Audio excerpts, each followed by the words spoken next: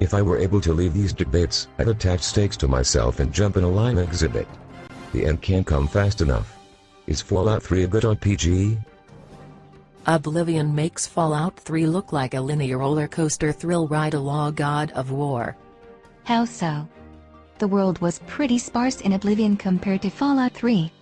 I had a lot of fun exploring both games' worlds actually, but I can't see where Fallout is any more linear.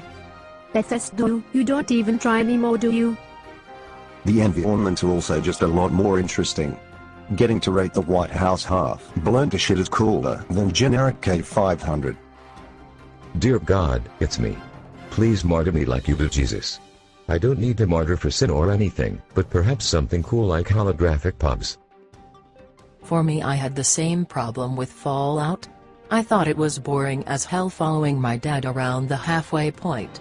I really enjoyed the main storyline though, so once it going. My answer to all of those is yes, and 17.